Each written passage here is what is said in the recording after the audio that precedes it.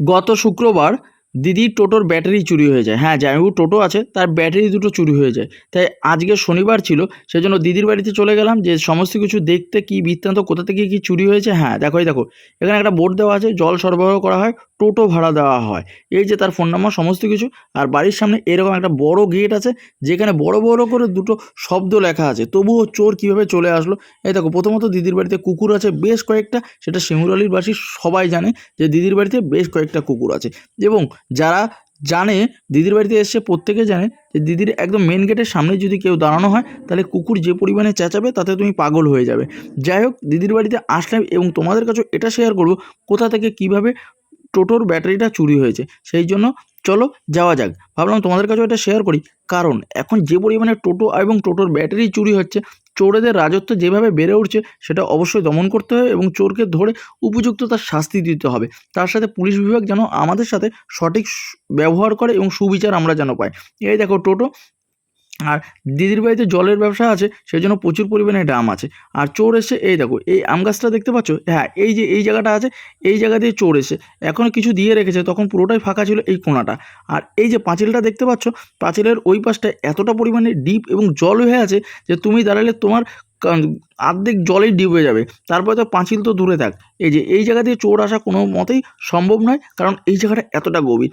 একমাত্র একটাই জায়গায় এই বাড়ি জুড়ে, এই তুলসীতলার এই কোণাটা দিয়ে, কারণ জানা লোক ছাড়া কিন্তু কেউ জানতে পারবে না। তারপরে বাড়িতে কুকুর একটুও পরিমাণে চেঁচায়নি, তাহলে বুঝতে পারছো কতটা জানাশোনা লোক হলে, কতটা ইনফরমেশান সঠিক হলে এইভাবে চুরি করতে আসে। এই দেখো মেন গেটের পাশে, এবং চলো তোমাদের এবার দেখাই কিভাবে কি হলো। এই দি কোথায় দি, এই দেখো পায়ের ছাপ দেখতে পেলে, এই দেখো এই একটা পায়ের ছাপ, এই দেখো এই দেখো এই পাশ দিয়ে উঠেছে যারা চুরি করেছে। দেখো এই দেখো এই পাশটা দিয়ে উঠেছে, আর এই যে তার পায়ের ছাপ দেখেছো। এই যে এই পাশটা জঙ্গল, আর এই জায়গাটা একটা পুকুর টাইপের, অনেকটা ডিপ। যে চোর যে ওই পাশ দিয়ে আসবে এটা ইম্পসিবল, কারণ পাঁচিল থেকে ডিপটা গভীরতাটা অনেক। একমাত্র সুযোগ ছিল এই যে এইটা।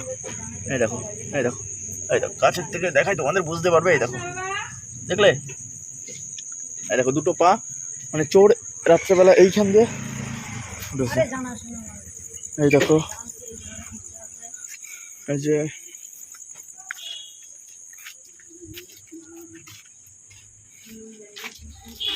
এখানে লেখা আছে, তবুও এখানে তালা দেওয়া ছিল না। এটা কোথাতে খুলেছে, এইটা এটা ওইটা, এখানে তালা সিস্টেম, তালা দিয়ে দেখো এখানে ব্যাটারি কেটে নিয়ে চলে দুটো রড, বলে এর উপরে রড ছিল। হ্যাঁ এই দেখ, রড দিয়ে বাঁধা থাকে।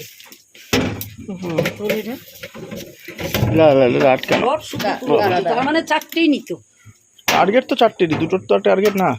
এসছেই শুধু ব্যাটারিটা নেবে বলে, গাড়ি নেবে না। ওই দেখ আটকানো, ওই যে রড দিয়ে এগুলো আটকানো। এটা খুলে তুললো, পুরোটা তুলে দুইজনে মিলে পুরোটা।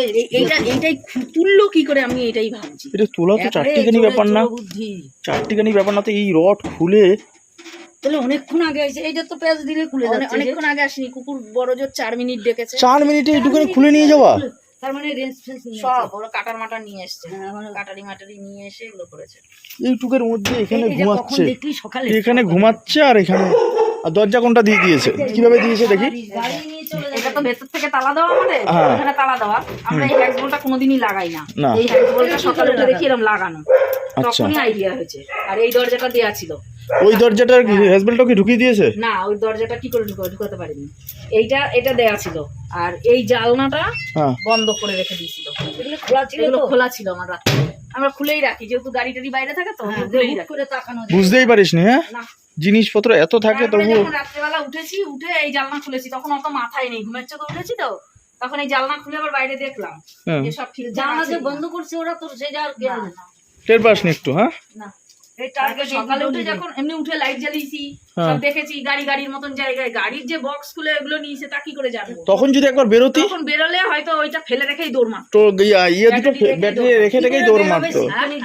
তখন ছিল কিনা, তখনও ছিল হয়তো আশেপাশে ঘাপটি মেরে থাকলেও থাকতে পারতো। তো এমনও হতে পারে যখন তালা না যখন চোর চুরি করা হয়তো তালা দিয়েই তো কাজটা সারবে, যেন বেরোতে না পারে। আমি পালানো হয়তো এমন সময় তখন শুরুই করেনি। এই দরজাটা খুলতাম, আমাদের ভুল হয়ে গেছে, তাই রাত্রেবেলা ওই জানলা দিয়ে দেখেছি সব ঠিক। না আচ্ছা। ব্যাটারিটা যে চুরি হবে এটা তো আইডিয়া না কেউ আইডিয়াই তো করতে পারে না, সবাই নিলে দেখি আছে, হ্যাঁ টোটো দাঁড়িয়ে আছে, গাড়ি দাঁড়িয়ে আছে। আগের দিন রাতে মোটরসাইকেল বাইরে ছিল, মোটরসাইকেলও ছিল, স্কুটিও বাইরে ছিল।